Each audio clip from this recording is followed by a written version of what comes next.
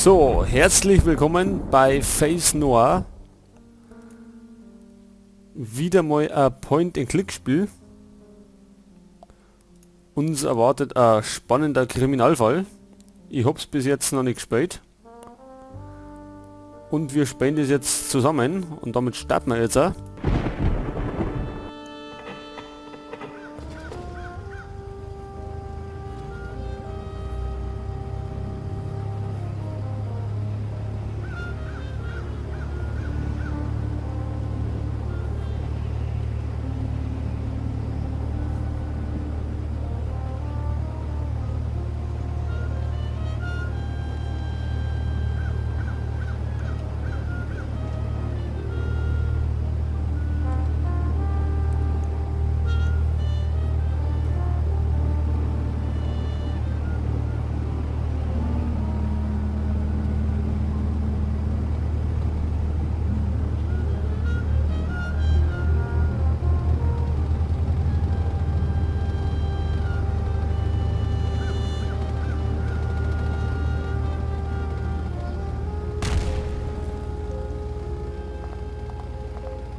Greta, ich muss das Flugzeug aufhalten.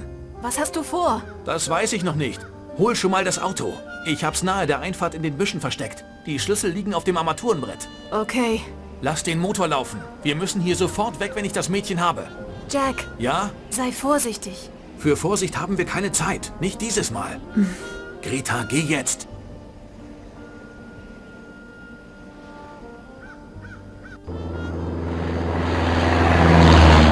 Verdammt. Zu spät. Scheint, als wärst du zu spät, El Niro. Was machst du hier? Warum bist du nicht an Bord des Flugzeugs? Ich hasse Weiterreisen. Ich bin nicht der Typ, der sich von einem Kamel durch die Wüste schaukeln lässt. Ich bevorzuge die Großstadt.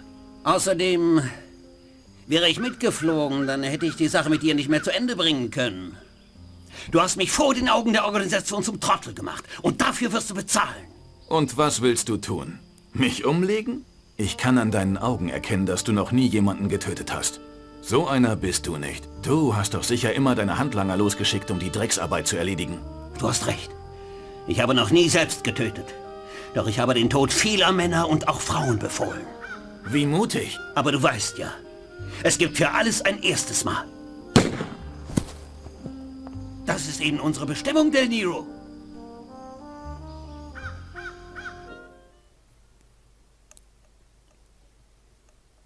Es musste etwa kurz nach 4 am Nachmittag sein. Ich hatte mir gerade eine Zigarette angezündet, um mir einen Tag ohne Kunden zu verkürzen. Als ein mittelalter Typ mit 2 Raupen als Augenbrauen und einer Zigarre im Mundwinkel in mein Büro spaziert kommt. Er stellt sich als Harvey Webber, Besitzer der Webber Company, einer Schlachterei in Marchmont vor. Nach 10 Minuten fruchtlosen Geschwätzes über seine Arbeit gibt er mir ein Foto. Susan Webber, 20 Jahre alt. Harveys Stieftochter. Er erzählt mir alles über ihren lasterhaften Lebenswandel, ihre Träume von der großen Schauspielkarriere und dass sie seit Wochen nicht zu Hause war. Aber er bekommt Rechnungen für Kleider, Schuhe und anderen Plunder, der die Aufmerksamkeit einer 20-Jährigen auf sich ziehen mag. Harvey muss wegen der Entscheidung des Scheidungsrichters bis zur Volljährigkeit mit 21 für den Unterhalt des Mädchens sorgen. Also hat das Kind sich entschlossen, den alten Knaben so gut wie möglich auszunehmen, bis sie die Volljährigkeit erreicht. Aber Harvey Webber ist niemand, der einfach Däumchen dreht, und er hat seine Anwälte auf die Sache angesetzt. Sie glauben, wenn sie Susan bei einer Affäre erwischen, von der ihr alter Herr nichts weiß, könnten sie ihr gerichtlich den Geldhahn zudrehen lassen. Nur ein Foto sollte genügen, sagt Harvey. Ich nehme den Auftrag an. Ich besorge ihm dieses Foto. Die ganze Sache wird ihn nicht mehr kosten als 30 Piepen am Tag plus Spesen, zahlbar im Voraus. Harvey gibt mir einen Scheck für $30 und verkrümelt sich wieder aus meinem Büro. Ich löse den Scheck ein, werfe etwas, das als Abendessen durchgehen kann, ein und bin schnurstracks in Harlem. Ein paar Dollar bescheren mir den Tipp, dass Harvey Webbers Kleine sich hier irgendwo aufhält. Im Last Heaven Hotel, um genau zu sein.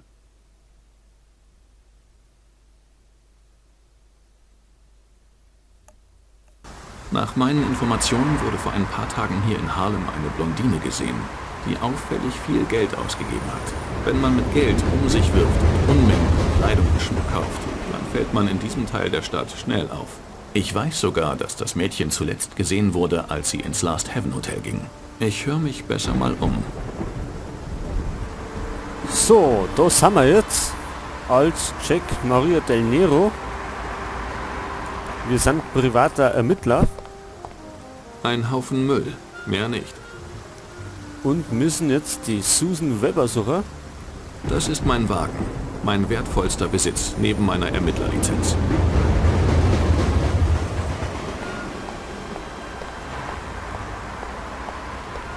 Nicht einmal die Glitzerwelt des Showbusiness konnte der Wirtschaftskrise standhalten. Ein Briefkasten.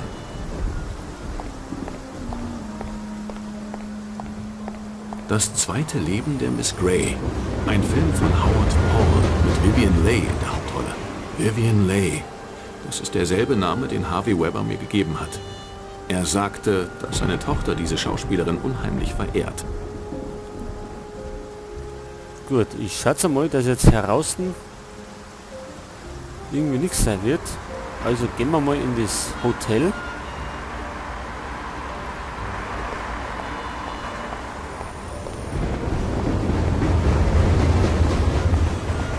Das Last Heaven. Ein seltsamer Name für ein Hotel mitten in Harlem. Nach meinen Informationen soll Harvey Webers Stieftochter hier abgestiegen sein. Gut, dann schauen wir mal eine.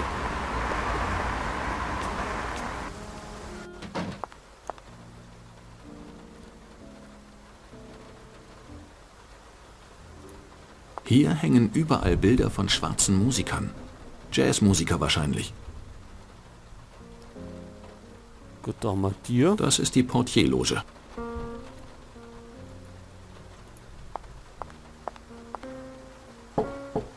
Ich bin doch da. Du brauchst nicht zu klopfen. Ein Papierkorb, voll mit den verschiedensten Müllsorten, die ein durchschnittliches Hotel in Harlem so produziert.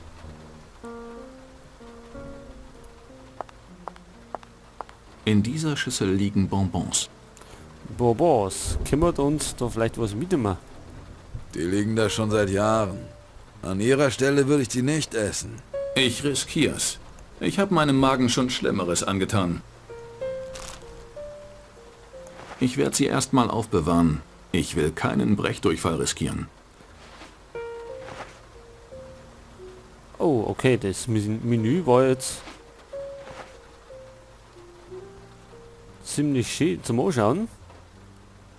Meine Ermittlerlizenz. $20, ein lausiger Fragebogen und schon kann jeder, den's interessiert, in deinen Privatangelegenheiten rumschnüffeln. Gut, was haben wir denn alles dabei? Zigaretten. Das ist mein Dietrich-Satz. Diese Werkzeuge waren mir schon mehr als einmal behilflich, um Schlösser zu knacken. Nützliche Informationen werden eben meist am besten versteckt. Gut, wir haben Dietriche. Da haben wir eine Kamera. Ein paar Dollar. Die Schlüssel fürs Auto, das Büro und irgendwas anderes. Hab's vergessen. Gut, und das Bonbon. Ein Bonbon, das ich in seinem Alupapier lassen sollte. Der Typ im Hotel hat gesagt, dass es steinalt ist. Gut, jetzt werden wir mal mit dem Typen reden. Rumsitzen und Zeitung lesen. Ich hätte auch Rezeptionist werden sollen. Ist bestimmt auch besser für die Gesundheit.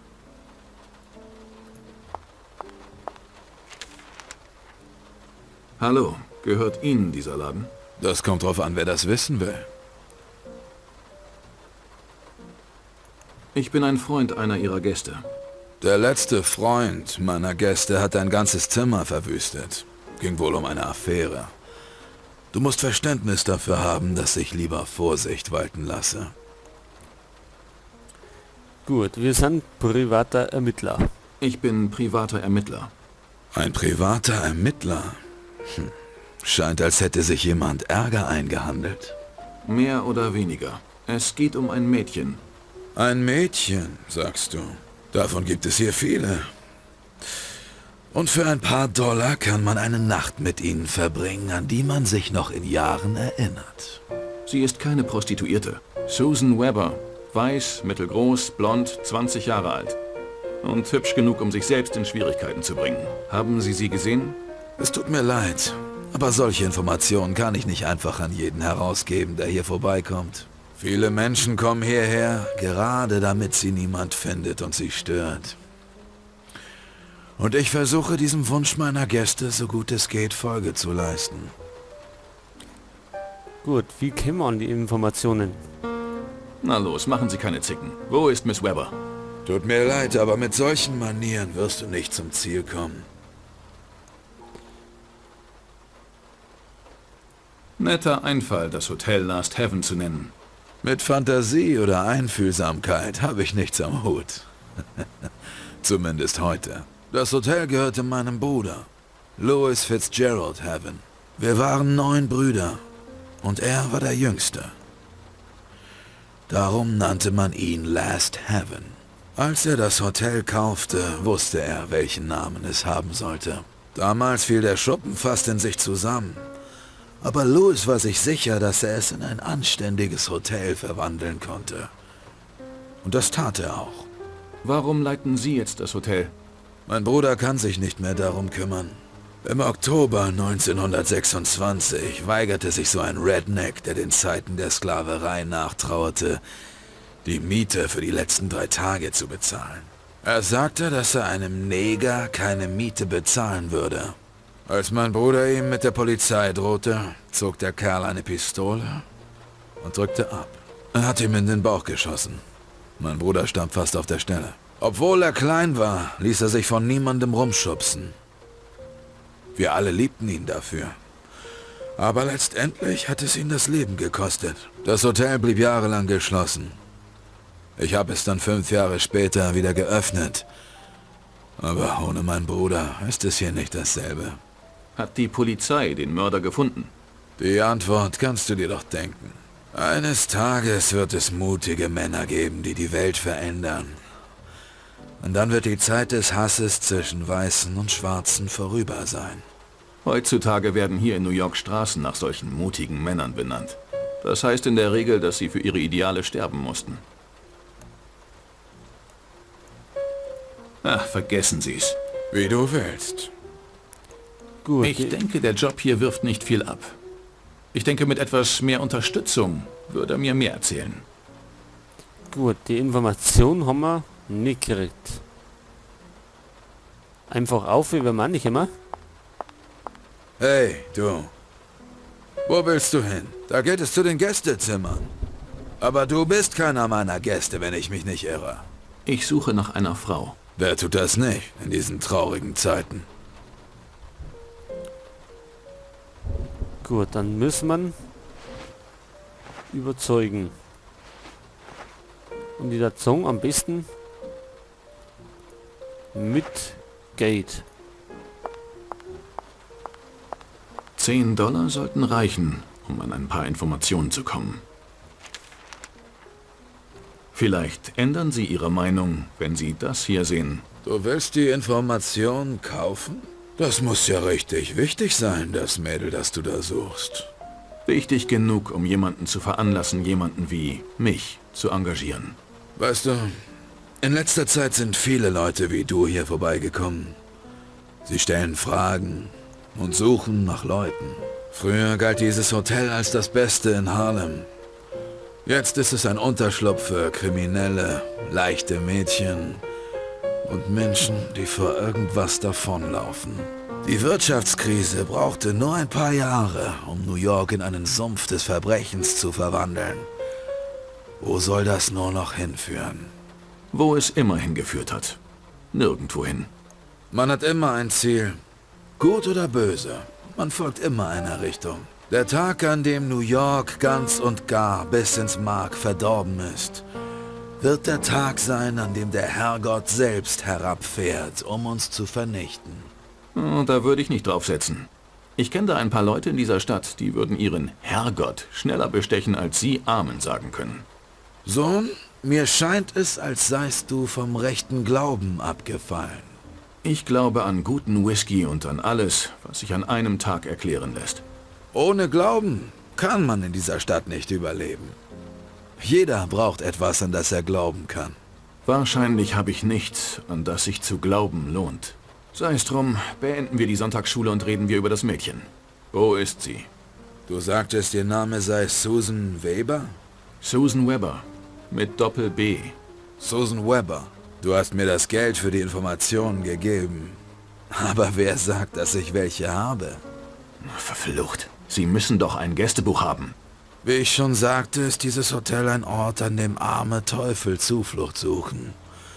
Und dabei geben sie normalerweise nicht ihren echten Namen an. Es gibt hunderte John Smiths, Dutzende George Washingtons und sogar ein paar Charlie Chaplins sind schon bei uns zu Besuch gewesen. Also hat sich hier niemand unter dem Namen Susan Weber eingemietet? Leider nicht, mein Sohn. Es tut mir leid, dass ich dir nicht helfen kann. Wenn du willst, gebe ich dir dein Geld zurück. Behalten Sie's. Sie können's bestimmt noch gebrauchen. Ja, die ist anscheinend gar nicht da. Und jetzt?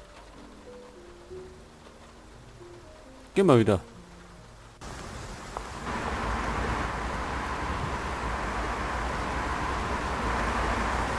Da geht's auch noch hinten.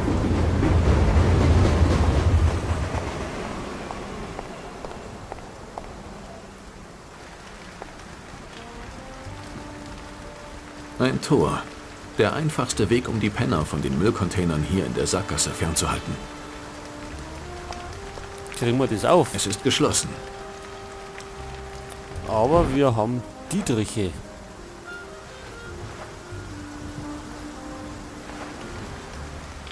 Warum sollte ich das tun? Ja, dass wir vielleicht da umkommen. Da kann ich nicht hingehen. Das Tor ist verschlossen. Ein Tor. Der ein...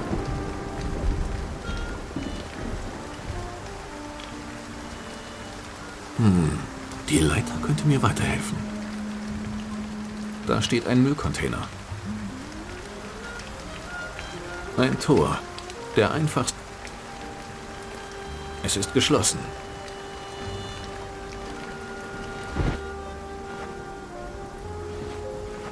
Also mit dem Schlüssel wird's ja wahrscheinlich nix. Ich befürchte, auf diese Weise wäre es zu einfach. Das befürchte ja. Was haben wir denn sonst noch im Angebot? Dietriche, mit denen funktioniert's ja nicht. Das ist mein Dietrich-Satz. Diese...